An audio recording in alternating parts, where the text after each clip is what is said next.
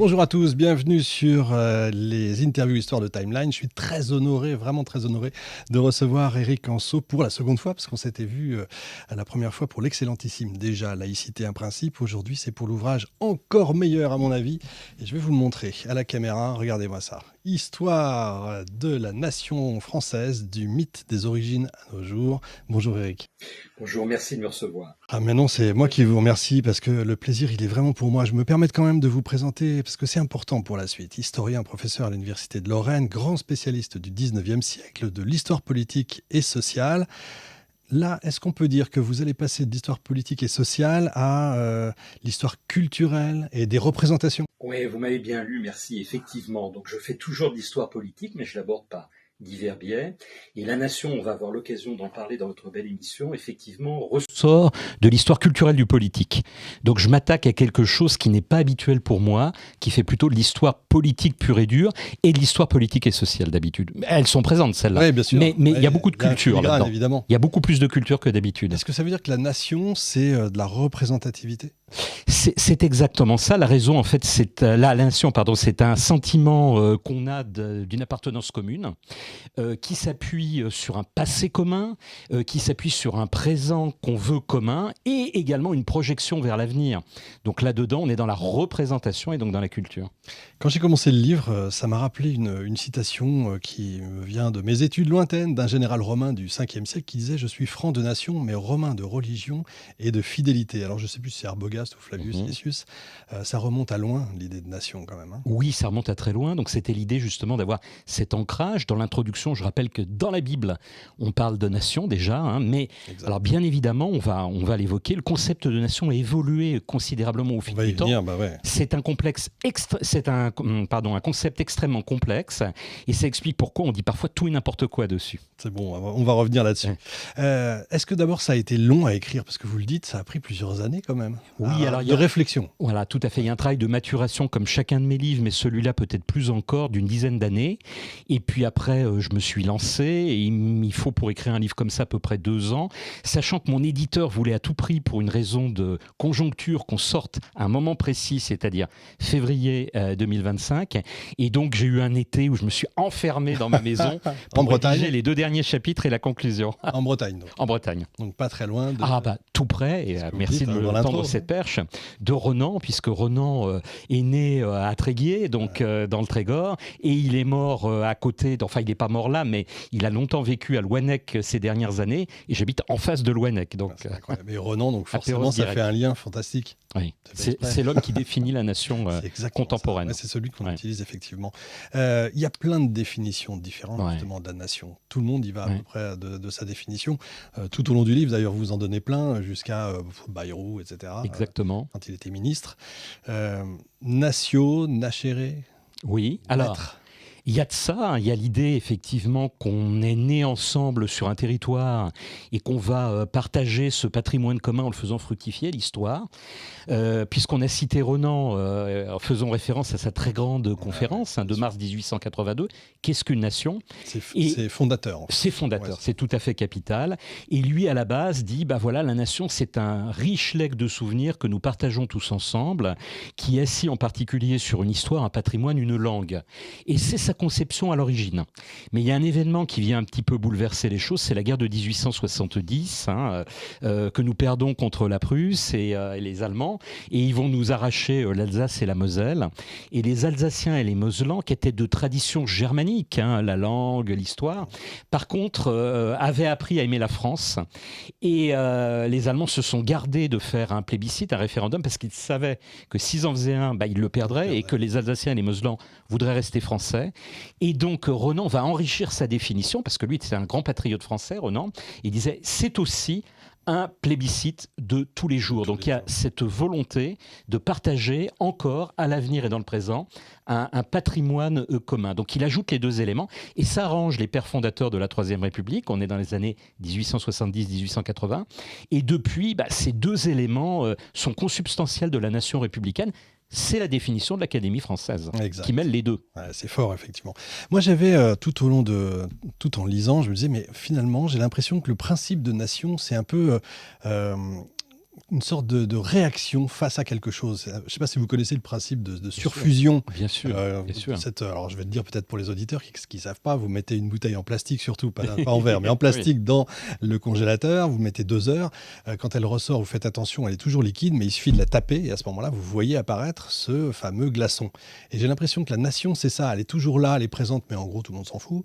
Mais dès qu'il y a un choc, dès qu'il y a un événement, là, ça réapparaît. C'est exactement ça. Alors tout à l'heure, vous citiez la laïcité, et c'est un peu la même chose. Oui, c'est ça. Pendant très longtemps, la laïcité, on l'avait oubliée, et puis sous l'effet d'un choc extérieur, et bien de nouveau, elle est réactivée. La nation, c'est un peu ça. C'est-à-dire, j'utilise, si vous voulez, cette image géologique. Donc là, on ne va pas prendre une image physique, mais géologique dans mon livre. Je dis que la nation française, elle s'est constituée par sédimentation, et qu'à certains moments donnés, il y a des phases de cristallisation. Et les guerres sont très caractéristiques de ces phases de cristallisation. Alors, la guerre de 100 ans, les guerres de religion, on a évoqué la guerre de 1870, les 2 guerres mondiales ont été des phases où la nation a été très contestée, elle a même failli disparaître à certains moments donnés, et du coup, eh bien, ça a suscité le sentiment national, il a ressurgi, et on est souvent dans des périodes de consolidation de la nation au lendemain de ces catastrophes. Voire d'un match de foot aussi, puisque vous parlez aussi du 12 juillet 98. Tout à fait. Il y aura le pendant peut-être avec le France-Algérie. Exactement. Aussi je cite aussi, oui, tout à fait. Est-ce que c'est difficile d'écrire sur cette question parce que c'est sans justement prendre parti? Alors, c'est l'une des raisons qui m'a poussé, j'aime bien me colter avec des sujets difficiles, qui m'a poussé à rédiger ce livre. J'en avais un petit peu assez de voir que certains étaient dans la déconstruction nationale. C'est un peu une tendance qu'on a depuis les années 1960, mais qui s'est accrue dans les années 1980. La French Theory, l'école de Francfort, un certain nombre de collègues historiens aussi. Voilà. Donc on a déconstruit la nation. Et puis il y a l'autre tendance qui, pendant longtemps dominait, a été un petit peu mise sous le mouchoir et ressurgie, qui est le roman national, avec une forme d'identité aussi, parce que l'identité, elle est bousculée, donc elle réagit, c'est un petit peu ce qu'on disait tout à l'heure. Et pour moi, il y a une troisième voie, parce que la vérité historique, elle se situe ni dans le roman national, ni dans la déconstruction.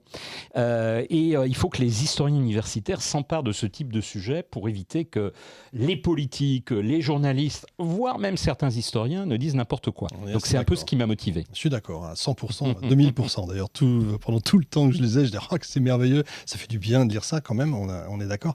Ce roman national quand même, est-ce qu'on n'en a pas un peu besoin, surtout en ce moment? Est-ce qu'on ne peut pas faire rêver un peu, je vais dire, les jeunes, et ensuite revenir sur la vérité?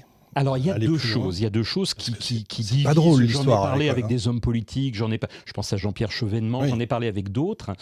Chevènement, qui a été ministre de l'Éducation nationale, estime que le roman national, on peut l'enseigner à nos petits, aux enfants, donc en école primaire, et qu'après, on va monter en puissance dans la connaissance historique. Donc, le collège, voilà, on introduit un peu de nuances, le lycée encore plus, et l'université encore plus. C'est un point de vue qui se défend.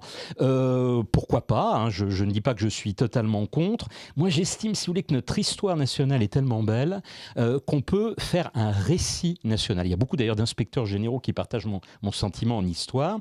C'est-à-dire qu'on n'a pas besoin d'occulter les pages noires de notre histoire, elles sont là. Et surtout, et moi, je suis beaucoup dans la stratégie, si vous voulez, et je me dis que si on fait du roman national, on va s'attirer les foudres de toute une partie des Français, et en particulier des intellectuels. Donc, disons la vérité, encore une fois, les pages sombres et les pages glorieuses, à mon avis, il y a beaucoup plus de pages glorieuses que de pages sombres, et on emportera l'adhésion. Ouais, voilà. En général, je dis, j'aime pas trop d'ailleurs les pages sombres, les pages claires, les pages... Parce que on n'est pas sûr. là pour juger. Non, et d'ailleurs, vous le dites très bien, d'ailleurs, vous ne jugez pas. Là, c'est ça qui est vraiment intéressant. Ce sont des faits, et ça, c'est vraiment bien. D'ailleurs, je trouve que, vous en parlez tout à l'heure de laïcité aussi, on retrouve une sorte de même type de construction dans ce livre que dans laïcité, une sorte de profondeur historique.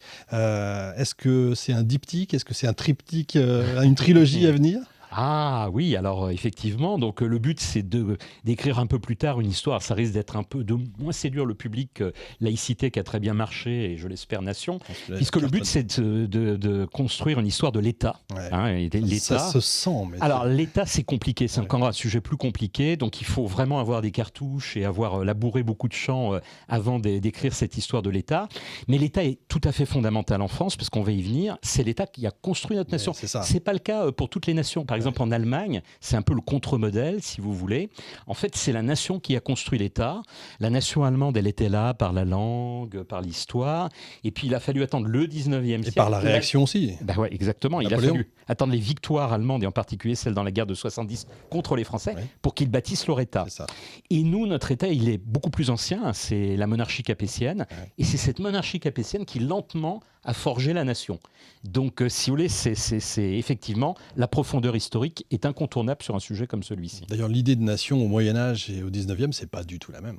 C'est pas la même, parce que je dirais que c'est même presque l'opposé, même s'il y a un fond qui est commun indéniablement, dans la mesure où les monarques capétiens, pour asseoir leur pouvoir, ils se sont donné des racines. Alors, les Gaulois, les Troyens, les Francs, et puis ils ont forgé en quelque sorte ce concept de nation parce qu'ils ont agrégé progressivement des provinces au territoire qui avaient toutes des traditions différentes. Il fallait proposer un récit qui fasse commun. C'est ça. Et donc, ça va être sujet, c'est les grandes chroniques de France, je rappelle tout ça.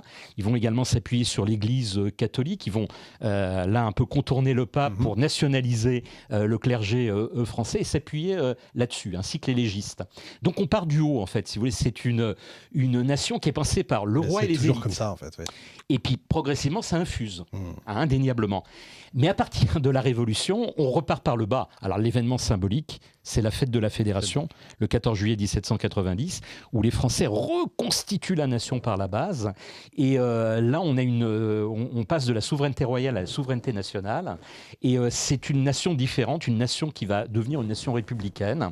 Mais il y a un fond commun, indéniablement. On retrouve ces deux éléments qu'on citait tout à l'heure. La fête de la Fédération, il ne faut pas oublier que c'est ça qu'on fête. Le Exactement. 14 juillet, nous. Hein. Tout à fait. C'est pas la prise de la Bastille. Tout à fait. Bien sûr. Vous démarrez avec Sénèque et puis vous remontez petit à petit. Pourquoi lui ? Alors parce que Sénèque nous renvoie à l'un des travers français, mais on va dire gaulois. Le président Macron avait dit que nous étions d'irascibles Gaulois. Hein, et effectivement, il y a des traits qu'on va dire communs entre les Gaulois et les Français aussi. Même si, bien sûr, encore une fois, c'est un peu complexe de dire que nous descendons exactement des Gaulois. C'est le fait qu'en dépit de nos points communs, eh bien, nous aimons bien nous chamailler. Et c'est vrai que les Français, on retrouve ça dans la nation française, ont été peut-être plus divisés que d'autres nations. Parce qu'on aime en fait la disputatio. Exactement, il y a ça. On aime discuter. Là, avant votre émission, je sors d'un café. C'était passionnant parce qu'il y a une discussion autour des tensions internationales et tout le monde avait son mot à dire. Il y a une dame qui était assise à une table, elle s'est levée, elle a pris la parole. Ça, c'est très français. Ça, c'est bien. On ne voit pas ça ailleurs. Et espérons que ça continue. Exactement. Bouvines. Moi, j'aime bien parler de Bouvines parce que les uns disent c'est là que la nation démarre et puis vous dites peut-être pas tout à fait quand même. Mais un peu quand même. Pas tout à fait. Non pas parce que je suis normand, mais un peu, mais pas complètement. C'est-à-dire qu'on est en 1214, donc ça ne nous rajeunit pas, le début du XIIIe siècle. Et effectivement, le roi Philippe Auguste est confronté à une coalition internationale contre son royaume, et un certain nombre de ses vassaux, en fait, se retrouvent dans cette coalition, y compris le comte de Flandre et d'autres. Et là, eh bien, il va faire appel, d'une certaine façon, aux milices communales, et beaucoup, alors pas toutes, mais un grand nombre de milices communales vont le rejoindre et vont participer à ce fameux dimanche de Bouvines.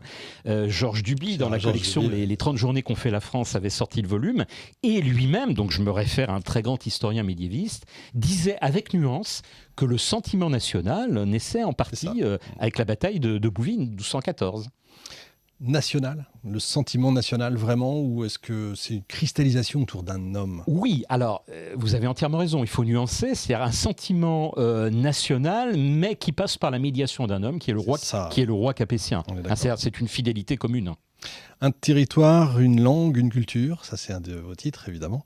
Le traité de Villers-Cotterêts. Le traité de très important, mais souvent on en dit n'importe quoi. On dit que c'est la naissance de la langue française. Attention, c'est pas ça. Non, c'est plus compliqué. Donc là, avec l'édit de Villers-Cotterêts, ou qu'on appelle parfois aussi l'ordonnance de Villers-Cotterêts, on est sous le règne de François Ier, qui est un roi très très important pour ce sujet. Quand on regarde l'index, on se rend compte qu'il est dans les 10 ou 15 plus cités en raison des occurrences. Et effectivement, le roi François Ier a l'idée de prendre cet édit de Villers-Cotterêts pour, je dirais, voulait, on va dire que ces édits, alors là pour le coup, que ces lois, que ces règlements soient plus respectés, soient mieux connus des habitants et des sujets de son royaume. C'est juridique en fait. C'est juridique. Jusque-là, c'était le latin. Et le latin n'était compris que des élites. Donc on va utiliser, et c'est très intéressant ce que vous dites, le français, le François, comme on dit à l'époque, mais également, c'est pour ça qu'il y a une surinterprétation souvent de cet édit de Villers-Cotterêts, mais également les parlers vulgaires communs, sous-entendu vulgaire pas commun, des différentes provinces. Ça, donc il ne s'agit pas d'éradiquer les langues comme le provençal, etc. Mais on va s'en servir pour être compris de tous et que la parole du roi porte absolument partout. Parce que le latin n'est pas compris. Exactement. Voilà. Ça, c'est très important. Première fête nationale, la reconquête de la Normandie. Exactement. Ça, c'est très, très intéressant. Alors, je citais tout à l'heure Georges Duby. Il y a une autre historienne qu'il faut citer ici, c'est Colette Beaune. Colette Beaune qui a publié un livre très important qui s'appelle « Naissance de la nation France ». Et pour elle, la guerre de 100 ans est un épisode tout à fait fondamental de cette naissance. Alors, bien évidemment, on a en tête le connétable du Guesclin. Oui. On a en tête les grands événements, en fait. Les grands événements. On a en tête le gentil dauphin, donc le futur Charles VII. Le merveilleux, ensuite. Exactement, qui voilà, est mis en grande difficulté. Le royaume est menacé d'être démantelé par les Anglais. Les Armagnacs et les Bourguignons se divisent. Et il se réfugie à Bourges. Alors, on l'a appelé le petit roi de Bourges. Et à partir de Bourges, c'est vraiment un roi très, très important, puisque, en fait, il va se faire connaître dans les provinces du Midi qui n'avaient pas l'habitude de voir le roi. Il va consolider son pouvoir, il va cristalliser son pouvoir à partir du Midi. Et puis, il va entamer, bien sûr, la reconquête des provinces perdues. Et la fin de la guerre de 200 ans, c'est la reconquête de la Normandie. Et à cette occasion, alors en Normandie, à Rouen, mais aussi ailleurs qu'à Rouen, dans d'autres villes du royaume, on va célébrer cette reconquête. Et c'est pour ça qu'on peut qualifier, Colette Beaune le fait, et à sa suite je le fais, de cette reconquête de Normandie comme la première fête nationale laïque, d'une certaine façon. C'est assez incroyable. C'est incroyable. Henri IV fera la même chose en reconquête du pays, bien sûr. Exactement. J'avance un petit peu parce qu'il faut absolument lire ce bouquin, il faut le lire et l'acheter et le lire. Français, j'ai besoin de vous, Louis XIV. Ah oui, c'est fantastique, ça aussi, c'est une première. Tout à fait. Alors, incroyable. Rappelons que la monarchie absolue de droit divin, elle sort d'autres guerres, c'est-à-dire les guerres de religion. Dans l'entourage du roi, on était très très inquiet d'un éclatement du royaume entre catholiques et protestants. Les catholiques s'appuyaient en plus sur une puissance étrangère très grande à l'époque, l'Espagne. Les protestants sur les Britanniques, les Anglais plutôt, et puis également les Hollandais. Donc on était au bord de l'éclatement, et ceux qu'on appelle les politiques qui conseillaient le roi, on donnera des noms, Michel de l'Hospital, Jean Baudin, on dit que voilà, on doit renforcer le pouvoir royal, donc vous voyez, ça passe toujours par le sommet. Et Henri de Navarre, pour se faire couronner, c'est un roi victorieux, bien sûr. Mais également il va se convertir au catholicisme, il va pacifier les choses avec l'édit de Nantes, et il va mettre en mouvement la monarchie absolue de droit divin, que son fils Louis XIII et son petit-fils Louis XIV vont encore développer. Alors Louis XIV, on va dire, n'a pas la tolérance de son grand-père. Il va révoquer l'édit de Nantes, parce que l'idée est qu'une nation, une foi, donc les protestants doivent se convertir, rentrer dans le giron. C'est l'édit de Fontainebleau de 1685. Mais il va aussi livrer la guerre pour accroître le royaume. Et il va être en très grande difficulté dans une guerre qui s'appelle la guerre de succession d'Espagne au tout début du XVIIIe siècle. Il est dans une telle difficulté qu'il va faire quelque chose d'absolument inédit. Il va en appeler à tous les Français, à tous ces sujets, 25 millions de sujets à l'époque, en écrivant une lettre personnelle où il utilise le « je » et le « vous » de manière à inclure tous les Français. Et il va la faire lire dans toutes les paroisses, 40 000 à l'époque, les paroisses de France, au moment du sermon. Donc il va s'appuyer sur les curés. Et cet appel, en fait, au peuple français, on n'utilise pas le mot nation, mais bien sûr. Il est derrière, va avoir un grand retentissement. On l'a longtemps oublié, mais je crois que c'est un de ces jalons importants de la construction de la nation française. Je suis assez d'accord. Ça m'a fait penser à cette affiche de l'oncle Sam pour 1917. C'est exactement ça. I need you. J'ai besoin de vous. C'est le même principe. C'est intéressant. C'est d'une modernité inouïe. Mais complètement. On est au début du XVIIIe siècle. J'adore. On est à la fin de sa vie. Je crois qu'il lui reste 5 ans. Tout à fait. Il lui reste 7 ans à vivre. 7 ans, Les Lumières, c'est quoi? C'est une rupture ou c'est la rupture. Indéniablement, c'est la rupture. Alors, les Lumières, c'est ce qu'a montré Antoine Lilti, prof au Collège de France. Il faut pas les essentialiser, elles sont complexes. Je l'avais déjà rappelé dans mon livre sur la laïcité, parce que ça a été le laboratoire de toutes les laïcités qu'on a développées dans le monde après, y compris la laïcité américaine, très différente, comme on le sait, de la laïcité française. Mais c'est fondamental également pour la nation, puisqu'en fait, c'est l'idée d'une nation émancipée du roi. Alors, émancipée chez certains philosophes, complètement. Il s'agit en quelque sorte de substituer une souveraineté nationale à la souveraineté royale. Ou pour certains philosophes qui vont un petit peu moins loin, pourquoi pas maintenir un roi? Simplement, le roi ne doit être que l'usufruitier de la nation, c'est-à-dire du peuple. Et tout ça va aboutir avec ce texte que je cite dans tous mes livres, y compris l'intermédiaire entre la laïcité et celui-ci, qui est une histoire mondiale des impôts. C'est la Déclaration des droits de l'homme et du citoyen du 26 août 1789 qui substitue la souveraineté nationale à la souveraineté royale. C'est fondamental. Et vive la nation derrière. Et vive la nation, c'est le cri de Valmy. Évidemment. Bien sûr. On passe au 19e siècle, parce que là, malheureusement, on devrait faire 3 heures sur ce sujet, mais on ne peut pas. 19e siècle, on oppose les Francs et les Gaulois. Certains opposent, s'opposent. C'est la droite et la gauche. La gauche, c'est les Gaulois. Alors, c'est la gauche progressiste. Oui. Et la droite, c'est les Francs. Mais c'est gênant pour la Troisième République. Exactement. Alors là, c'est amusant, parce que depuis que le livre est sorti il y a un mois, c'est la question récurrente qui revient de la part de tous les journalistes. C'est ce qui les a frappés à la lecture du livre. Ça doit leur faire drôle. Et c'est vrai que c'est tout à fait fascinant. Les rois, ils s'appuyaient, comme je le disais tout à l'heure, à la fois, alors même en remontant plus loin, sur la légende de Troie, sur les Gaulois et sur les Francs. Donc ils étaient syncrétiques. Ils prenaient, on va dire, tous les héritages. Au 19e siècle, on fait le distinguo. Pourquoi ? Parce que, en fait, les républicains, ils sont gênés aux entournures, on est dans le cadre de l'affrontement des deux France, par le fait que les Francs, c'est le baptême de Clovis, donc ils s'appuient sur l'Église. Et puis, la Troisième République, ne l'oublions jamais, elle naît de la défaite de la guerre de 1870 contre les Allemands. Et les Francs, d'une certaine façon, les Germains, on les assimile aux Allemands. Donc on ne peut absolument pas revendiquer cet héritage. C'est dingue. Et oui, voilà. Et donc, en fait, les républicains, ils vont s'appuyer sur un autre héritage, qui est celui des Gaulois. C'est Vercingétorix qui s'est opposé à l'envahisseur. Il y a d'ailleurs un parallèle entre Gambetta et Vercingétorix qui est tout à fait fascinant. Gambetta, c'est le défenseur de la patrie, comme Vercingétorix l'a été. Et nos ancêtres les Gaulois, c'est Ernest Lavis, l'instituteur républicain. Or, aujourd'hui, si vous dites nos ancêtres les Gaulois, vous passez pour limite un fasciste, en fait, de droite. Oui, tout à fait. C'est-à-dire que ça a glissé. Ah, mais complètement. Comment ça peut glisser ? Et justement, on est dans le sujet. Comment ça glisse ? Complètement. Alors, je dirais qu'aujourd'hui, la droite qui épousait la cause des Francs contre les Gaulois au 19e siècle est beaucoup plus, je dirais, libérale de ce point de vue. C'est-à-dire qu'elle récupère tout de nouveau comme nos rois. C'est je prends tout.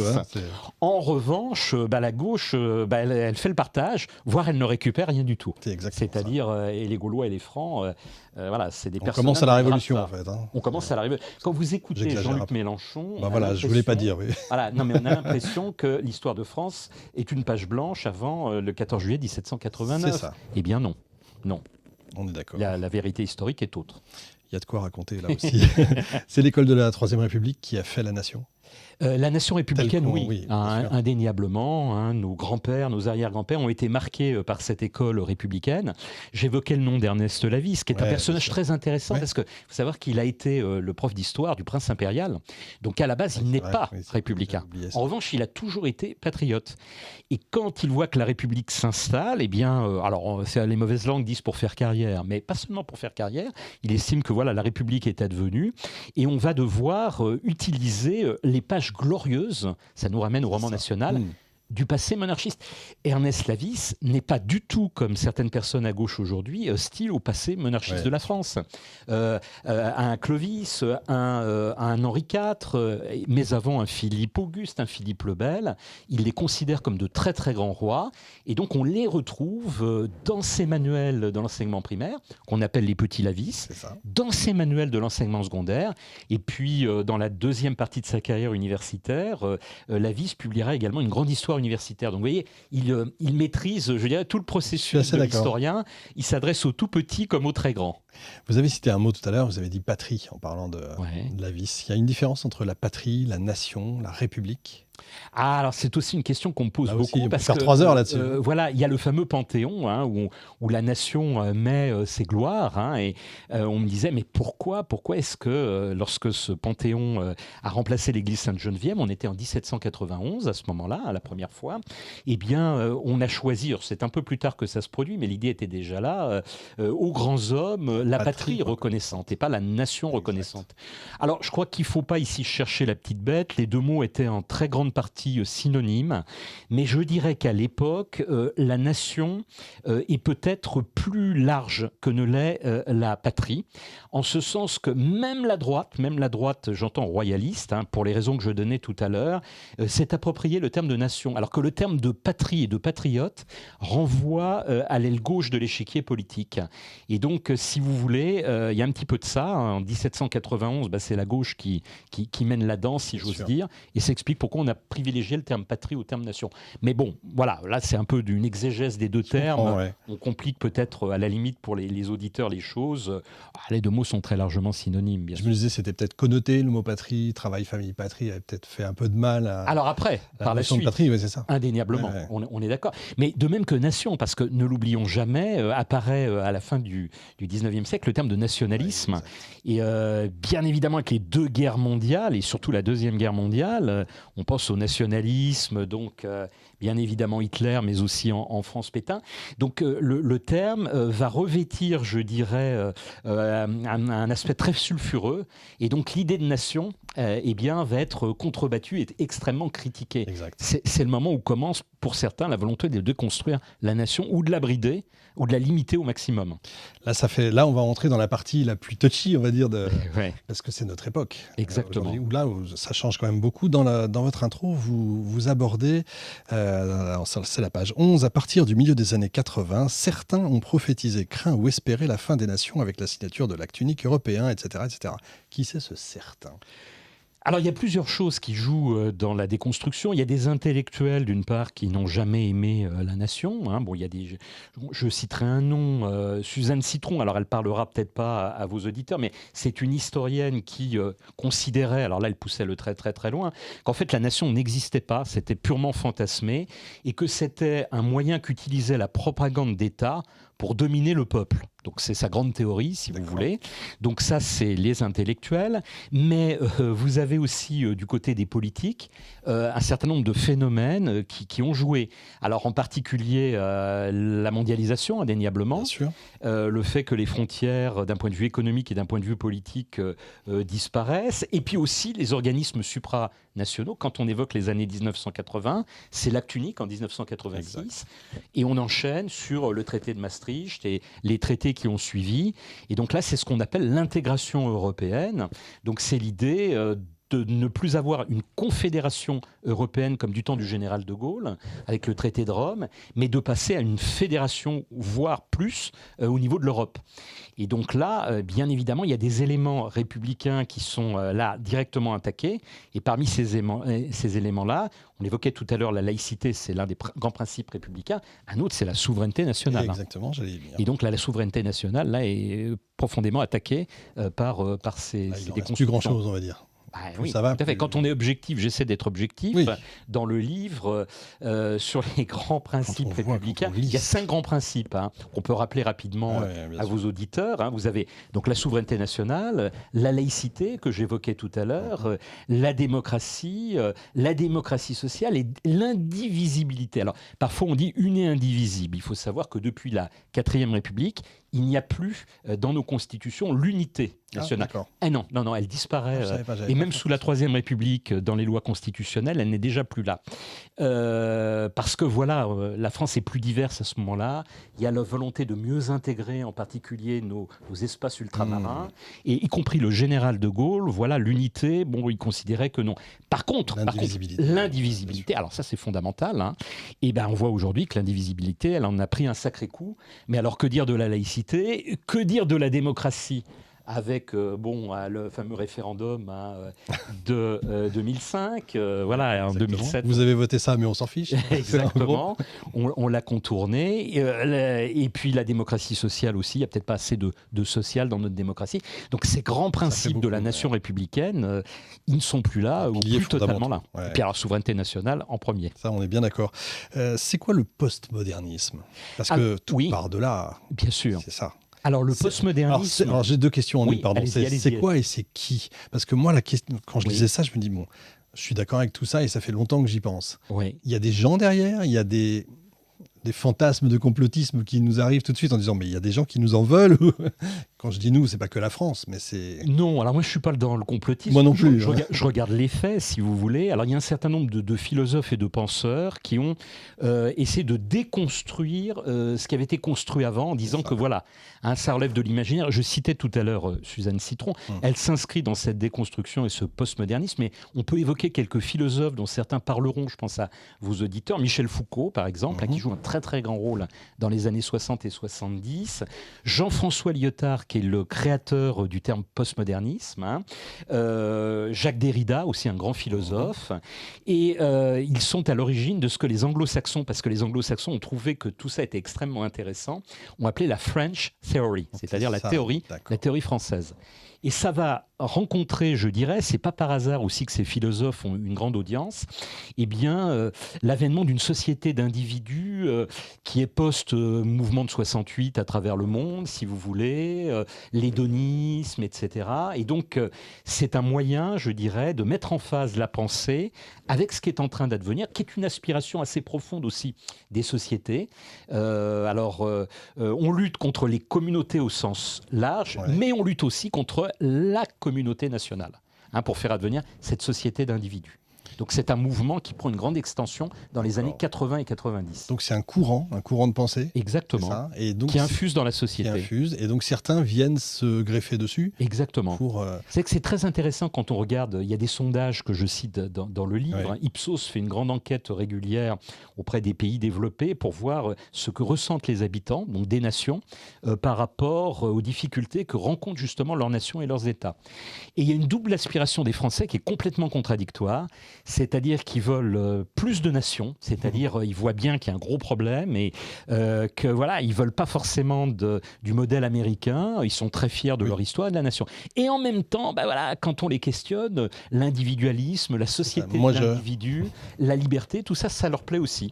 Donc ils veulent le beurre et l'argent du beurre. Et je veux que ça change, mais à côté, pas moi. Exactement. C'est ça, exactement. on est bien d'accord. C'est tout à fait ça.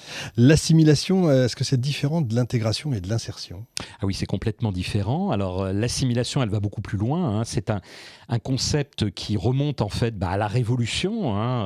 Alors les révolutionnaires avaient pu être très très ardus parce qu'on citera l'abbé Grégoire ou Barrère qui disait qu'il fallait éradiquer les langues et les dialectes des provinces de manière à ce qu'il n'y ait plus que le français.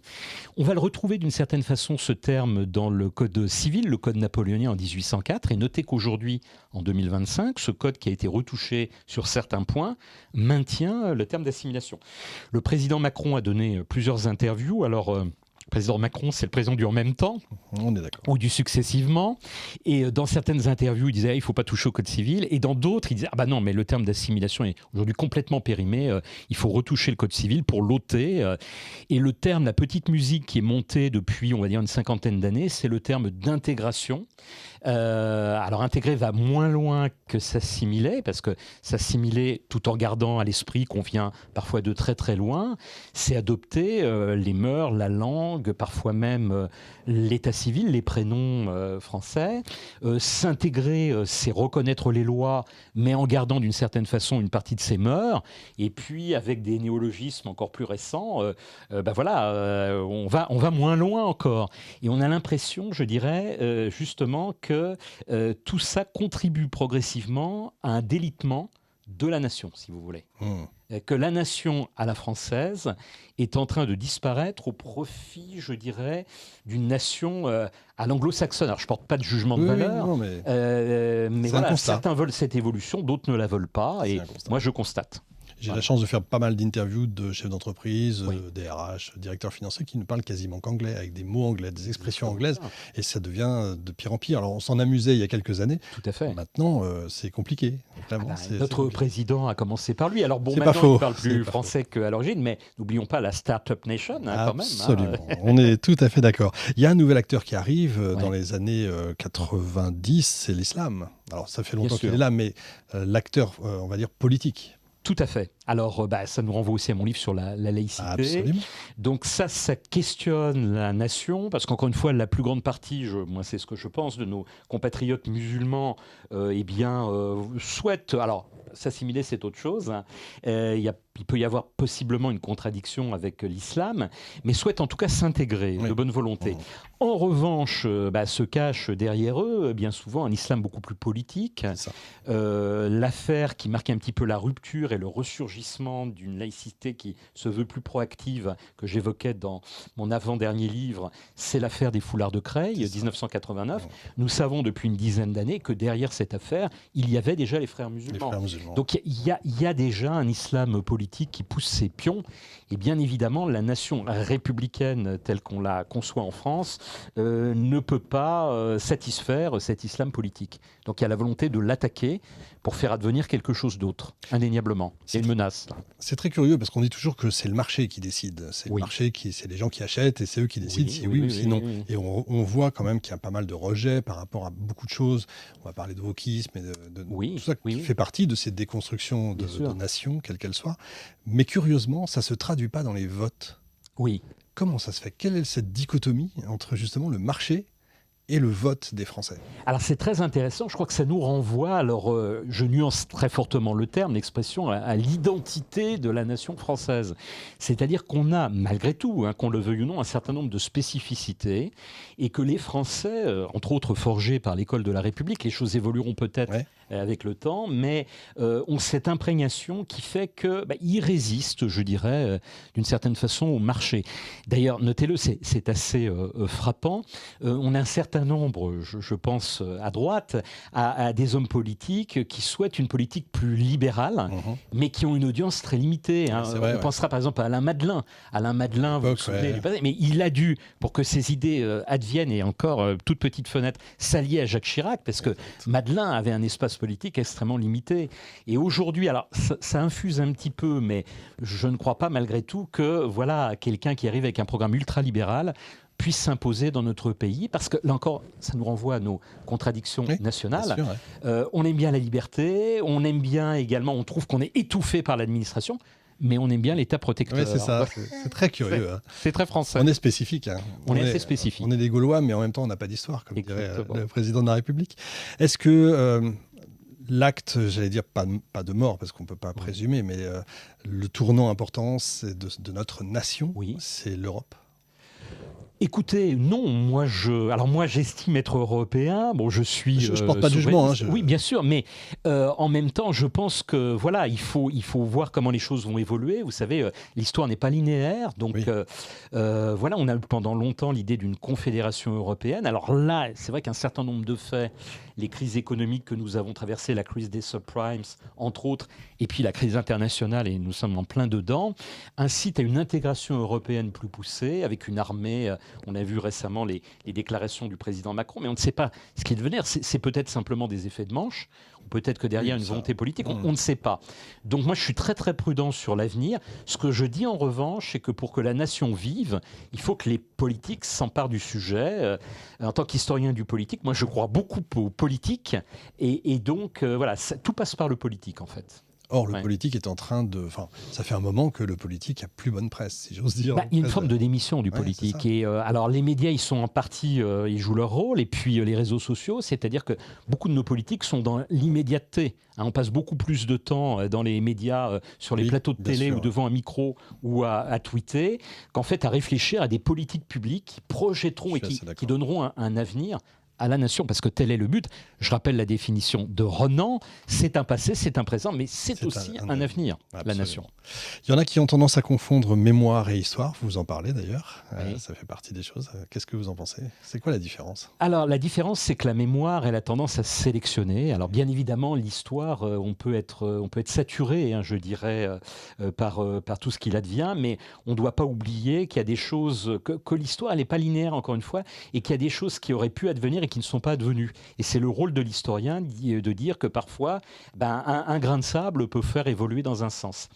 Et puis, le problème des mémoires, bon, je respecte bien évidemment les mémoires différentes, c'est qu'il peut, dans une nation, alors ça nous ramène au cœur de notre sujet, y avoir un choc des mémoires. Ouais. Parce que, surtout aujourd'hui, nous avons, beaucoup de nos compatriotes ont une histoire différente, hein, et donc forcément, ils ne comprennent pas le message de l'école, les injonctions de l'État, etc., etc. Donc il faut faire très attention avec ça. Je crois qu'il faut respecter toutes les histoires et toutes les mémoires, mais c'est le rôle de l'histoire de le montrer qu'il y a quand même un sens commun à respecter. Et justement, Pour faire nation. vous dites à un moment donné, l'histoire a failli disparaître. Enfin, en tout cas, a eu très très mal, très très chaud. Bien sûr. Qu'est-ce qu'il faudrait pour... Moi, je crois qu'il faut qu'on donne un petit peu plus dans les médias la parole aux historiens. Ça, je suis d'accord. Qu'il y ait plus d'émissions sérieuses, Oui. je crois que vous partagez ce point de vue. Totalement. Et en plus, l'histoire est une passion française. Donc Ouais, nos ça. compatriotes ne demandent C'est ça. qu'à entendre des historiens qui s'expriment sur des sujets en faisant la part du vrai et du faux. Éric Anseau, vous êtes formidable. Je sais que vous avez un timing très serré, donc merci vraiment beaucoup d'être venu jusqu'ici. Histoire de la nation française, du mythe des origines à nos jours. Il faut l'acheter, il faut le lire, parce que c'est comme ça qu'on comprend les choses. Et l'histoire permet de comprendre non seulement ce qui s'est passé, mais de voir ce qui va peut-être arriver. Merci à vous. Merci beaucoup, à bientôt.